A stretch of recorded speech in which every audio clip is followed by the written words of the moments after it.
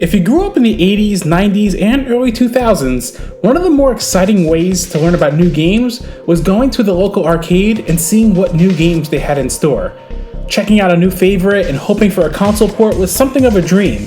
Heck, just recently, Nintendo announced Cruis'n Blast is coming to the Switch as an enhanced port from the 2017 arcade release, and that was honestly one of my favorite announcements of E3 this year. The pick-up-and-play nature of arcade games is fantastic for quick bursts in gaming, and some can lead to some of the most memorable multiplayer aspects as well. In this episode, I want to cover arcade ports, whether straight ports or enhanced, that came to the Nintendo GameCube. To clarify though, this list will not include the Midway Arcade Treasure titles or the Namco Museum titles, as those are compilations of arcade games that I'm actually covering in a future compilations episode very soon, hint hint. The titles chosen are strictly single titles released as full-fledged games. With that being said, let's insert that coin and check out arcade ports for the GameCube.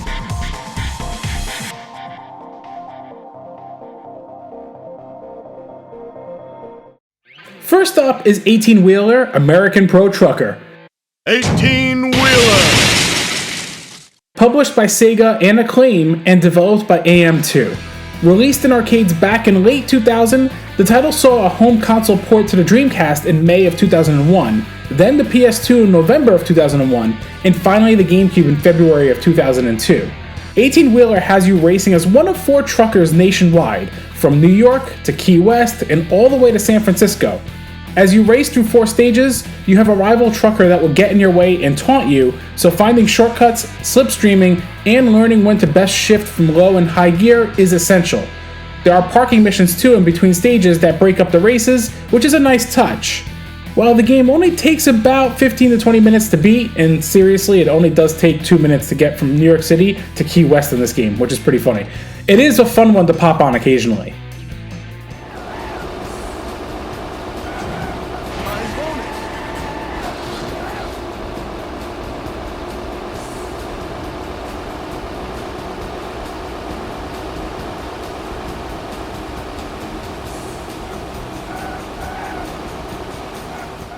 Next up is another arcade title released by Sega and Acclaim, Crazy Taxi. Hey, come on over, have some fun with Crazy Taxi!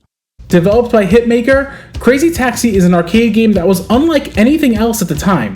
The concept is simple: choose one of 4 cabbies and take to the streets of San Francisco as you pick up passengers and take them to their destinations within a set amount of time. However, instead of a level structure nature that we were used to from other racing games, we had a fairly large rendition of San Francisco to freely roam. This was a big hit in the arcades, and while it did release in the Dreamcast initially for a home port, the PS2 and GameCube ports came afterwards like 18-Wheeler. What's nice is that the home console version also got an original mode, which was almost like a new rearranged map of San Francisco. Between its smooth visual presentation, addictive gameplay, and one of the most iconic licensed soundtracks since Tony Hawk's Pro Skater, Crazy Taxi was a one-of-a-kind arcade title that still plays so well today on home consoles. Right here. Hey, good job. Come on, let's go anywhere. Here we go. Aha! Woohoo! Aha! Dude, go that way. I got it. Ow! Pay more attention. Aha! Smashing Drive. Smashing Drive is a game that initially may appear like a Crazy Taxi clone, but aside from the taxi nature of the game, that's about where the similarities end. Smashing Drive was an arcade racer released in 2000 by Spanish developer Galco, and got a home port conversion to the GameCube in February of 2002 by Namco and developed by Point of View. This arcade game has you racing through the streets of New York City, getting your customer from point A to point B under strict time limits. However, this over-the-top racer has you using power-ups such as a sonic horn that explodes all objects and vehicles nearby, a smashing ram that takes out all the cars in your path, or even 4x4 tires that just run over everything. While it is a game that you can complete in about 30 minutes, finding all the various shortcuts within the game's routes is definitely reason enough to keep revisiting the game. One of the odd omissions from the arcade version was the brief cutscenes of customers getting into the car at the beginning of each route. It feels like a really odd thing to keep out of the console port. The game didn't score well critically, but I remember this one being one of the guiltiest pleasures for me in the GameCube, and it's one I'd still pop on fairly often.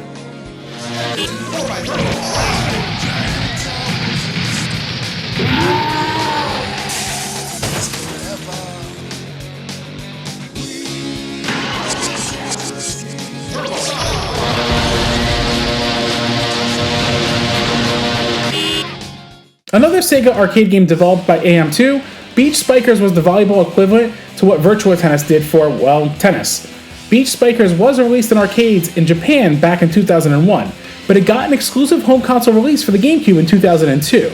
I've mentioned this game a few times in previous episodes, so I will keep this brief. The mechanics are pick up and play at its finest, with only 2 buttons being utilized. The 2v2 arcade-style volleyball is a blast to play, especially in multiplayer.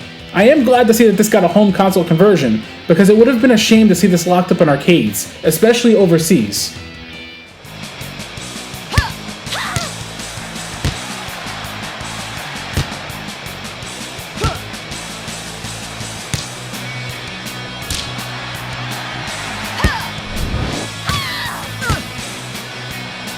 Great! Fantastic!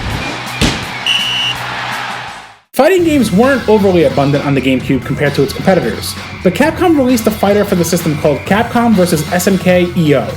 Originally released in arcades in 2001, this eventually got ported to home consoles. This 3 vs 3 fighter has you choosing from a cast of Capcom and SNK characters, while adding a new EO feature known as Easy Operation. This allows newcomers to fighting games to utilize the C-stick as a way to pull off easy attacks by choosing the GC-ism control style when choosing a character. Gameplay here is what you would expect from a Capcom 2D fighter. I really like what I played of this so far, but the game does suffer from the GameCube D-pad being a bit small for long sessions. Overall though, I can see why many hold this game to high regard and look forward to spending more time on this one.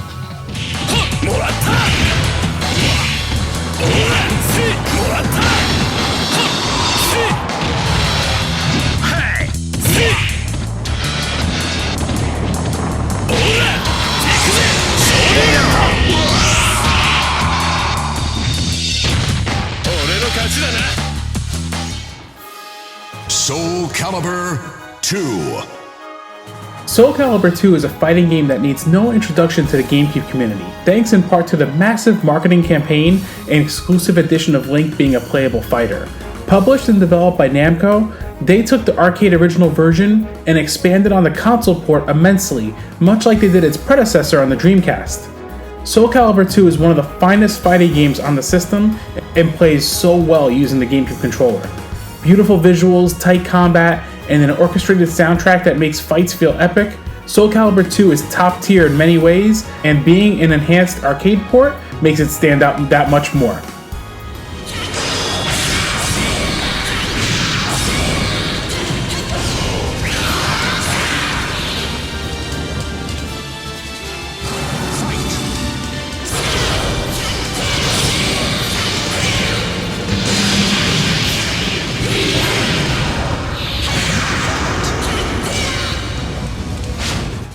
One of the more popular genres in arcade games is the infamous shoot-'em-ups, or better known as shmups. Chaos Field was a shmup released in 2004 in arcades in Japan and 2005 on the GameCube. Published by O3 Entertainment and developed by Milestone Inc., this 2D bullet hell top-down shooter will test your gaming skills to be able to pay attention and dodge all incoming fire in consecutive boss battles. Most shoot-'em-ups have you facing a barrage of enemies before a boss battle, whereas Chaos Field has you immediately battle a boss as soon as you start. You'll soon see that you face 3 bosses total per level across 5 levels. Aside from the arcade mode, there's even an original mode that tweaks the gameplay elements a bit. The game has a little bit of a Radiant Silvergun feel to it, mostly because you actually have a sword attack that you can use to destroy incoming fire and damage bosses. You can also choose between 3 ships that each have a different attack type. Chaos Field isn't a top tier shoot 'em up from what I played so far, but it is somewhat enjoyable. It's still cool to see that this arcade game did get released on home consoles.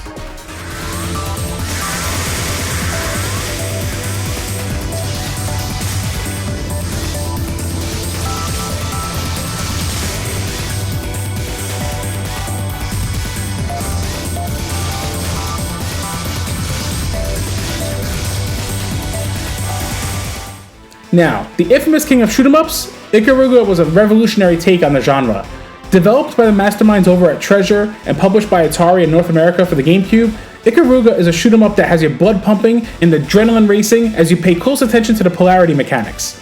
Released in 2001 in arcades and 2003 for the GameCube, this shoot 'em up has you switching between white and black polarity to absorb the respective color to build up your energy meter to unleash a homing attack. Getting hit by the opposite polarity will lead to instant death. The mechanic is simple in theory, but hard to master when you have a barrage of white and black bullets flying your way. This game will test your gaming skills and reaction time for sure, but you will have a blast doing so. I did miss this the first time it came out, and then got around to playing the HD remaster on the Switch a few years ago. And even playing it again here on the GameCube now, I can see why it's so highly regarded. Don't miss out on this home conversion.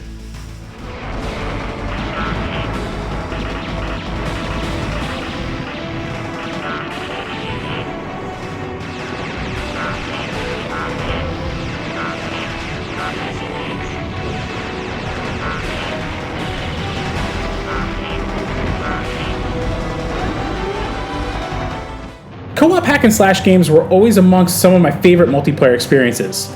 Gauntlet was a big series from Midway back in the day, and Gauntlet Dark Legacy released in arcades back in 1999, but it didn't get a home console release until 2001 on the PS2 and 2002 on the GameCube and Xbox. Gauntlet Dark Legacy did have a new feature to the GameCube version that the PS2 version was missing, which was an inventory system to cycle between items. Unfortunately, the GameCube release was plagued with bugs, and the new inventory system was somewhat broken, not to mention that the performance was really poor, as were the visuals. However, even outside those drawbacks, there's no denying that Gauntlet Dark Legacy is a fun time, whether solo or co-op, but preferably co-op. I always enjoyed the Gauntlet series of games, and it's great that Midway made sure to release this outside of arcades a few years after release.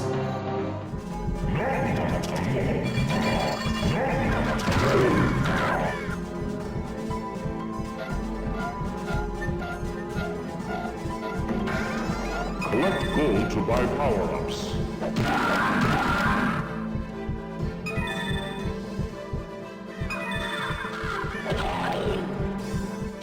Back in 2001, Sega and Amusement Vision released Monkey Ball in Japanese arcades and had a home console conversion in the process for the Dreamcast. But since we all know the Dreamcast closed up shop, Amusement Vision decided to do an enhanced port for the GameCube called Super Monkey Ball.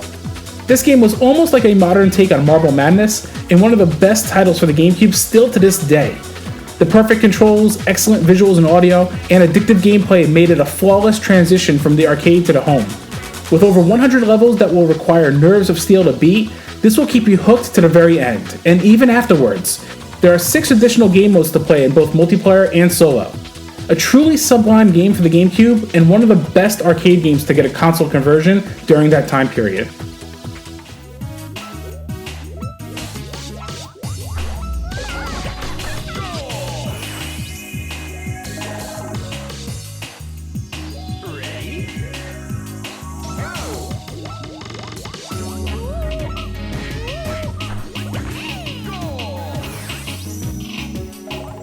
For the final game in this episode, and fitting with the Euro Cup currently going on, is Sega and Amusement Vision's Virtua Striker 2002.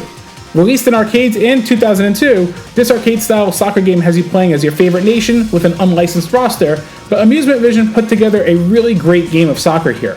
Controls are easy to pick up and play, visuals are really smooth, and this enhanced port has additional game modes too. I do also like that after every goal is an instant replay, and it asks you afterwards if you'd like to save that replay of the goal. Overall, this is still an enjoyable soccer title that's fun to play today.